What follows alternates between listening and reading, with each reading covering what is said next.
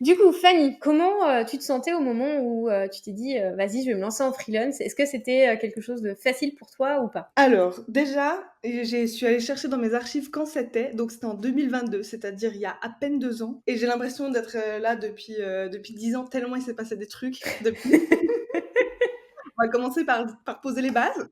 Il s'est passé 850 000 trucs, on va en parler, je pense. Donc à ce moment-là, j'étais à la fin de mon master en bande dessinée, si je me trompe pas, et j'étais employée à temps partiel en tant que graphiste et illustratrice pour une boîte qui est pas du tout dans ce domaine-là, mais du coup j'étais là la graphiste de l'entreprise. C'était assez naturel pour moi de me dire que j'avais envie d'avoir mes propres mandats, mes propres règles, d'être ma propre chef. Et je sais plus exactement comment je suis arrivée sur le bootcamp. Et puis, je crois que j'ai vraiment pas hésité très très longtemps, même pas du tout, en fait, peut-être quelques minutes avant rejoindre le campus et je regrette vraiment pas du tout parce que comme je te dis, il y a 2 ans qui se sont passés et j'ai l'impression d'avoir fait 850 000 trucs. Qu'est-ce que tu as accompli grâce au campus? Du coup, quelques mois après avoir rejoint le campus, j'ai signé notamment avec le WWF Suisse parce que je suis suisse en Suisse pour le coup. Et là, pour un projet qui est toujours en cours d'ailleurs, parce que c'est un gros projet pour la réalisation d'un jeu. Voilà. Et puis là, donc, on a fait des premières phases de test. Enfin voilà, là, il commence vraiment à être produit, donc ça va être très très cool. J'ai hyper hâte que ça sorte vraiment. Donc ça, c'était fin 2022.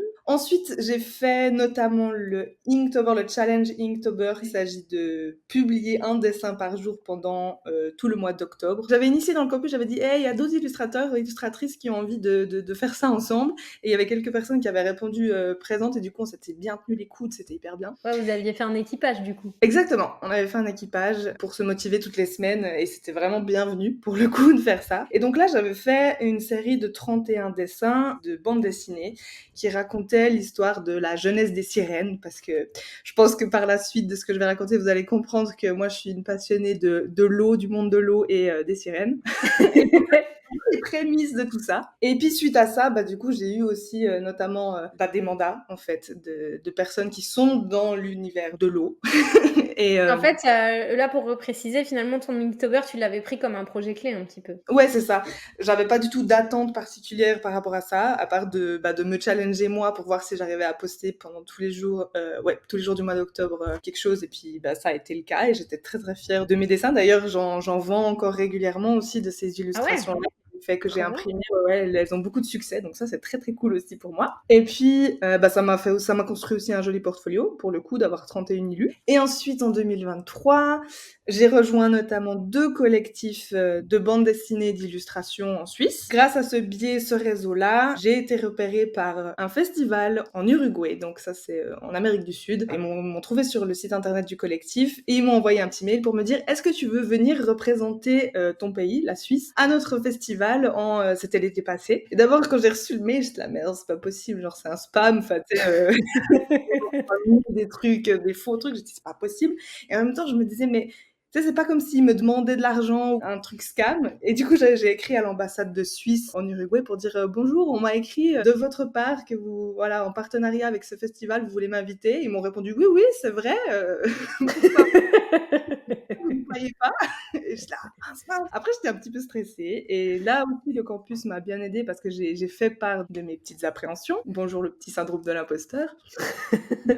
Tous les campeurs m'ont vraiment beaucoup rassurée aussi. Ils m'ont dit, mais s'ils t'ont choisi, c'est qu'ils ont vu ton taf et que ça leur plaisait. Donc, et en fait, ils s'attendent à te voir toi, ils s'attendent pas à autre chose. Et puis, ça a effectivement été le cas. Donc, ça, c'était hyper bien. Donc, je suis partie en Uruguay. J'ai été invitée vraiment à ce festival. J'y ai passé une semaine, c'était hyper bien. Et puis après, j'ai fait ma première expérience de digital nomade. Je suis partie un mois au Brésil, à Rio, parce que ça, j'avais envie de tester comme ça. Et puis c'est ça l'intérêt d'être freelance et d'avoir des clients avec qui on peut faire des visios. Je les ai juste avertis que si jamais je répondais à leur mail à 4 heures du matin, c'est pas que c'était 4 heures du matin, c'est que juste j'étais sur un autre fuseau horaire. Et tout le reste, c'était super facile d'avoir des échanges, pour que ce soit des créneaux où personne ne dort, quoi. Ouais.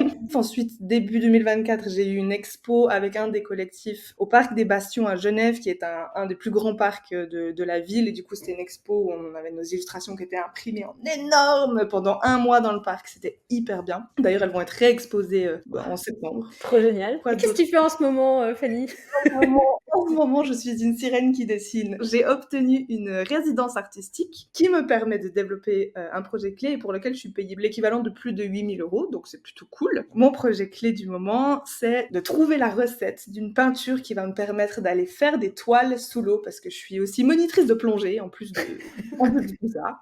Et donc je me suis dit, et pourquoi pas, je ferai les deux en même temps, de l'illustration et de la plongée. Au début, c'est parti un peu d'un petit délire comme ça dans ma tête, genre ce serait fou. Et puis en fait, j'en ai parlé de plus en plus et j'ai développé voilà, cet univers autour de l'eau. J'ai auto-édité ma première BD qui s'appelle Second Souffle et qui parle de plongée. J'ai vraiment développé cet univers-là. Je t'ai parlé des sirènes juste avant. Et donc dans mon dossier de candidature pour cette résidence artistique, j'ai montré cet univers-là. J'ai montré ma personnalité. Cette résidence est donc au bord du lac près duquel j'habite. Et donc quand ils ont vu tous les dossiers qu'ils ont reçus, après m'avoir accepté, ils m'ont dit, mais en fait, on a tout lu, mais c'était évident que ce serait le tien, tellement c'était précis, original. Et du coup, voilà, en ce moment, je suis en train de travailler pour trouver une peinture qui me permettra d'aller faire des toiles sous l'eau. Et du coup, comment tes projets clés, ils t'ont aidé justement pour développer ton réseau de clients, attirer des clients, travailler avec des clients? Ça a eu quel impact sur ton activité? Enfin, c'est tellement moi que pour les clients avec qui ces valeurs ou ces intérêts résonnent, ils sont là, oui, forcément, elle comprend nos enjeux et puis ça prend tout son sens. D'ailleurs, là, pour ma résidence, ça fait 1 mois que j'y suis. J'en ai encore au minimum 2 à disposition et j'ai déjà plusieurs personnes qui m'ont dit, notamment dans la communauté des plongeurs, qui m'ont dit, ah mais on aimerait venir avec toi. Donc j'ai déjà potentiellement des idées de comment faire des offres par rapport à ça, peut-être faire des ateliers de peinture subaquatique, enfin je sais pas, j'ai plein de j'ai plein d'idées, mais en tout cas il y a de l'intérêt pour ça. Aussi l'institution dans laquelle je suis, qui est un musée d'archéologie et qui fait de l'archéologie subaquatique, ils m'ont dit voilà, pourquoi pas après aussi développer un truc autour de l'illustration archéo subaquatique. Enfin il y a plein d'ouvertures comme ça. Et pour répondre à ta question, c'est vraiment ce côté où c'est l'originalité d'être un poulpe et puis de faire des connexions, des choses qui est assez hors du commun et qui m'attire des clients, quoi. D'ailleurs, je dois penser aussi que mon premier taf de graphiste, donc maintenant je l'ai converti en client, en fait, ils m'ont engagée parce que j'étais allée faire du volontariat auprès des guépards en Namibie. Et ils m'ont dit, en fait, on voit jamais ça sur les CV, et puis enfin, ça montre que tu as une ouverture d'esprit, que tu t'intéresses à plein de choses et que du coup, voilà, t'arrives à faire des connexions entre les choses. Et donc, c'est pour ça qu'ils m'ont prise. Enfin, oui, parce que j'étais graphiste aussi, mais c'est pas le corps de la technique, de l'activité qui a fait la différence, en fait. C'est là où je voulais en Et du coup, ce que je veux rassurer, vous n'êtes pas obligé de partir dans de la plongée, machin, des trucs aussi énormes. Vous pouvez aller sur du énorme. Et tu as aussi commencé avec ton projet clé sur Instagram, avec les 31 cases qui étaient... tu as transformé un peu Linktober en projet clé. Et il me semble aussi que quand tu as fait Linktober, tu as eu justement l'occasion de discuter avec quelqu'un où ça avait résonné le sujet que tu avais abordé et ça avait créé des conversations. Tout à fait, ouais, à fond, oui. Alors là, effectivement, je pars un peu dans l'extrême, mais maintenant, j'ai 2 ans d'habitude de projet clé. Du coup, pour moi, c'est la base de la vie, en fait. C'est pour ça qu'on part dans la stratosphère maintenant.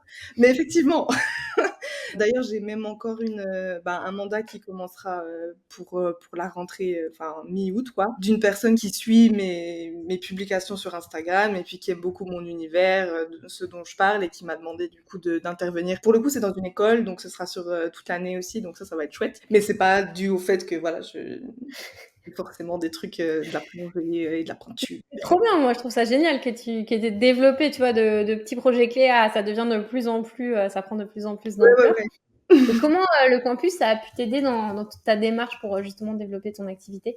Justement, ce soutien dans les équipages, c'est une énorme force, la communauté et puis voilà, de partager avec d'autres créatifs qui ont un peu les mêmes enjeux au même moment, plus ou moins. Donc ça, c'est une vraie force. Et puis ensuite, la structure du campus, des modules, voilà, pour apprendre en fait à s'auto-structurer quand même un petit peu parce qu'on est des poulpes et puis que c'est difficile d'aller linéairement d'un point A à un point B.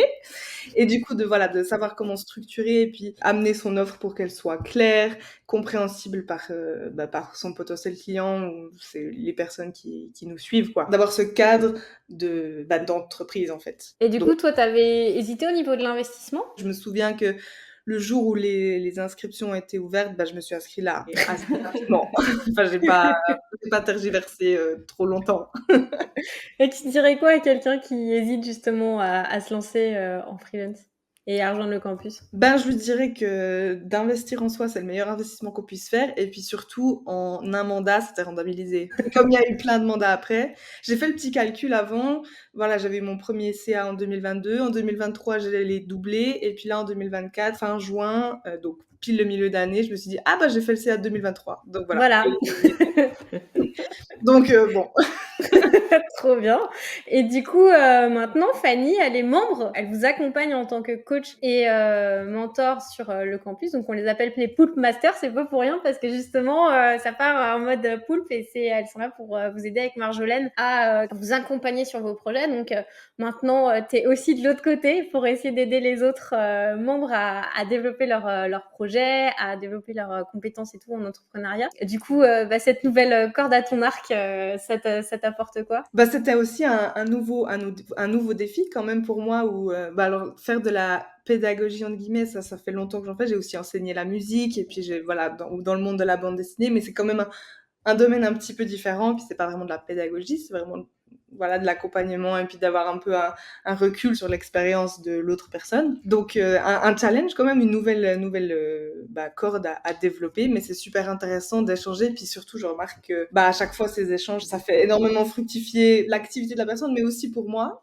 Donc en tant qu'entrepreneuse, moi, de me confronter aussi aux enjeux des autres. Et je me souviens plus quelle était ta question en fait de base. Comment tu vivais justement cette expérience et qu'est-ce que tu as envie d'apporter justement aux membres, aux futurs membres du campus et aux membres que tu accompagnes en ce moment? Bah de l'inspiration, et c'est sûr que c'est hyper intéressant aussi. Tout à coup, on arrive à faire des connexions entre les choses, à avoir des inputs qui viennent d'ailleurs, et c'est super intéressant en fait. Moi, ce que j'aime apporter, c'est un regard extérieur, parce que souvent, quand on est dans son truc, on a un peu les œillères comme ça, et puis on a l'impression qu'il faut avancer dans une direction où il y a un problème, et puis il faut absolument tourner autour de ce problème. Et en fait, souvent, ce que moi j'aime en tout cas essayer d'apporter, c'est voilà, de prendre un peu un pas de recul, et puis de se rendre compte que voilà, si ça c'est une problématique, bah, peut-être qu'il y a un chemin à côté pour le contourner, ou peut-être que c'en est pas une pour de vrai, pour plein de raisons.